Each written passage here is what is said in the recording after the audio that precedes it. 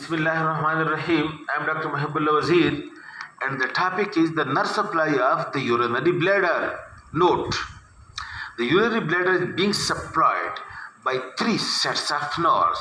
Number one, the pelvic parasympathetic nerves, and number two, the lumbar sympathetic nerves, and three, the pudendal nerve, which is somatic. Note, the pelvic parasympathetic nerves, that is coming from S2 and S2, S4, S2, S3 and S4 segment of the spinal cord from the lateral horn, and from then these nerves originate and travel to the urinary bladder via the pelvic splanchnic nerves and reaches to the urinary bladder. And note, the parasympathetic is motor to the muscles of the urinary bladder, that is, it causes contraction of the urinary bladder for expulsion of urine. And number two, it is inhibitory, not the point.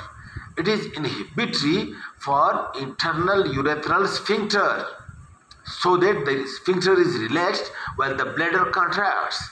And this way the micturition is made easy, and it also relaxes the muscles of the bladder neck. And then the lumbar sympathetic nerves that come from the L1 and L2 segment of the spinal cord lateral horn, this reaches to the bladder through the superior and inferior hypogastric plexuses, and then it supplies the urinary bladder. But note, it supplies the blood vessel in the urinary bladder, so it is vasomotor. For the detrusor muscle of the urinary bladder, it is said to be inhibitory, that is, it relaxes the muscles of the urinary bladder. And third, but note, the important is that the sympathetic, it is stimulatory, or it is motor for the sphincter muscles of the urinary bladder, that is interurethral sphincter, and for the bladder neck muscles. So the sympathetic is motor for the sphincter muscle, it closes the sphincter and neck muscles, while the bladder wall muscle are relaxed, and it is only vasomotor. Now these two nerves, sympathetic and parasympathetic, these are autonomic nerves, are involuntary. That is, they act by itself without our will. As soon as the bladder is filled, information comes to the sacral segment, and that immediately orders to please evacuate. It is not under your control. But the external urethral sphincter, that is being under the control of your, because that is being supplied by pudendal nerve, which is somatic nerve, and that is also under the control of the higher center, so that the external urethral sphincter is not opened until unless you reach to the proper place for urination.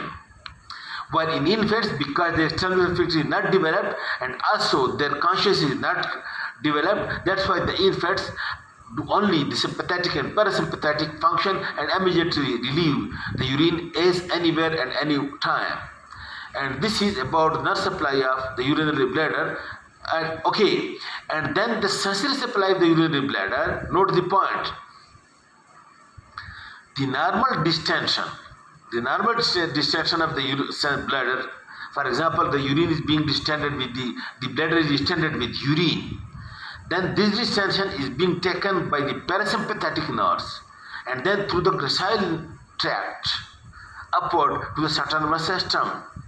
While the pain of the bladder, for example, the ulcer or the bladder stone, that is pain being transmitted by the spinothalamic tract, and these afferent fibers or this afferent pain of the bladder is being taken by sympathetic and parasympathetic both to the central nervous system.